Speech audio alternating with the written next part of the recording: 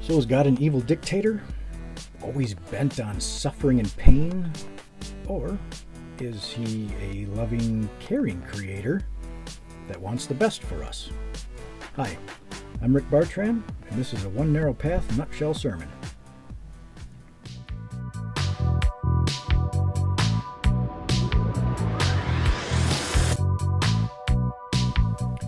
You know, I get the whole thing, the life thing about experiencing circumstances and comparing the ones that you don't prefer, like the ones that cause pain, death, and suffering, to the ones that are good, you know, loving, peaceful, and what you like to experience, with always seeking after the feel-good stuff. However, this is where the understanding gets difficult, or easy.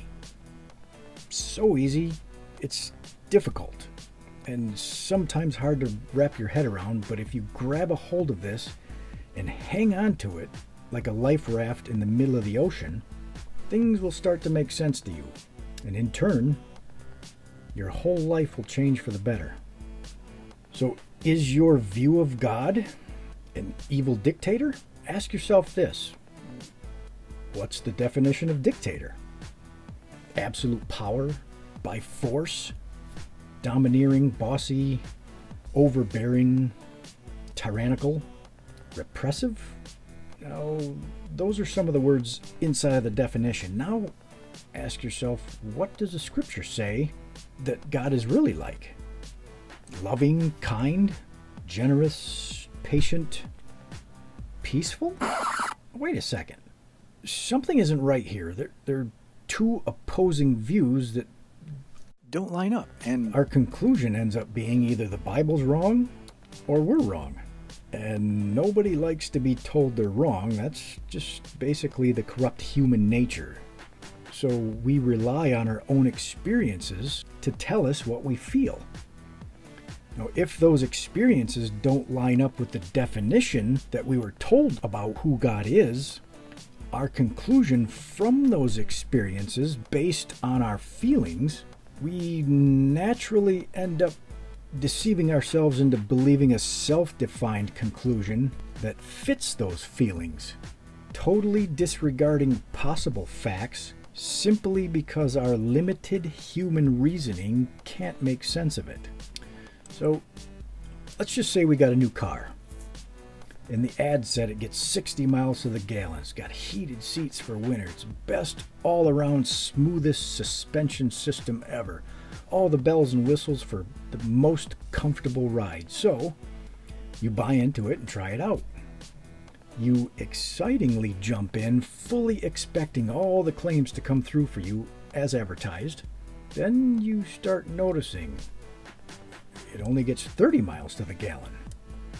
Seats don't work, the ride isn't smooth at all, and you've had the most horrible experience ever in this vehicle. You're so disgusted with your experience that you start bashing the company and even trying to dissuade anybody else from going through the same thing.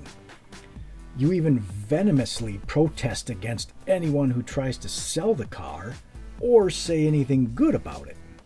Now, some try to talk to you about your experience, but it was so real to you that you're not having any part of it.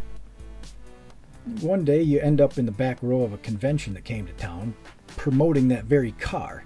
You know, they went step by step, going through the whole shipping process and how careful they were to protect the features such as the suspension system by putting blocks in it.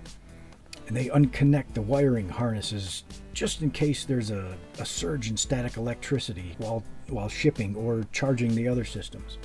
All the way down to the switch on the dashboard that you could have it in one position for optimum power or another position for optimum fuel savings. On and on down the list of all the functions that make your experience the best it could possibly be. Now, fuming mad, you make your way up to the lecturer after the convention and explain to him the experience that you had with your car. Then he asks you one question. Did you read the owner's manual? Because it has an after shipping list of things to do, like take the blocks out of the suspension system, reconnect the wiring harness. In addition, it's got a list of suggestions to do to have the best outcome possible, like the switches that suit the best driving conditions that change from time to time, the power or the fuel efficiency switch. But in a rush to experience the promised performance, you drove it off the lot without attending the proper maintenance class required before operation, skipping the introduction prior to ownership of this special one-of-a-kind once-for-all vehicle. So, what went wrong? What happened? Was it the definition and the actual intention of the vehicle? Or was it the perception by a gross misunderstanding on your part? Now, even though the bad feelings and the bad experience line up perfectly with your definition of bad, and even though it was a real experience to you, and that experience was a bad one, it was ultimately in the false perception that caused the real experience with the real feelings, and not in the actual originally intended pure truth of it all. So before you believe an experience and refer back to your feelings to define your beliefs, consider this.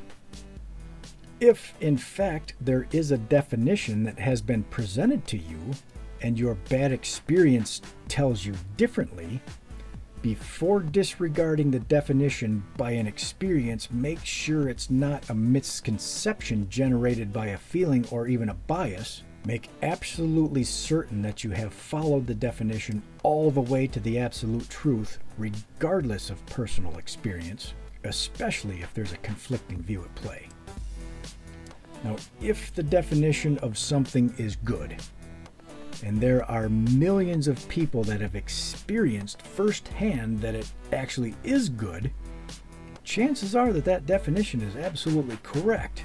But let's face it, people don't get deceived into believing the truth that something good is good. But if the definition is good and your experience is bad, wouldn't it make more sense that the experience that is contrary to the actual definition be more in line with deception than both experience and definition lining up perfectly? So in simple terms, if good equals good is truth, then good equals bad is false. So instead of changing the truth of a definition to line up with your ever-changing feelings, research why the two don't match and then erase the skepticism one piece at a time until everything makes sense according to the definition. Now, the best way to do this is not go to somebody that believes the same way you do to reinforce your personal definition, but go to somebody that is lined up with the truth of the definition and the life to prove it. Now, you still might be saying, yeah, but the definition of dictator fits with the actions of what I read or what I believe God to be. That may just well be, but what you're doing is taking your perception or feelings and then finding the definition that best fits that perception. So you're really working backwards. For instance, dry ice feels hot to the touch, but the actual feeling is cold. So in this example, you would say and actually believe that the feeling is hot based off your perception, even though the absolute truth of it is that it's cold. But it's so cold it generates a completely different understanding that you're used to. So you then attach it to something that you have experienced that fits as close to what you understand as being truth, and stopping there, rather than believe the truth of it and then adding to your understanding. I'm Rick Bartran, and this has been a One Narrow Path Nutshell Sermon.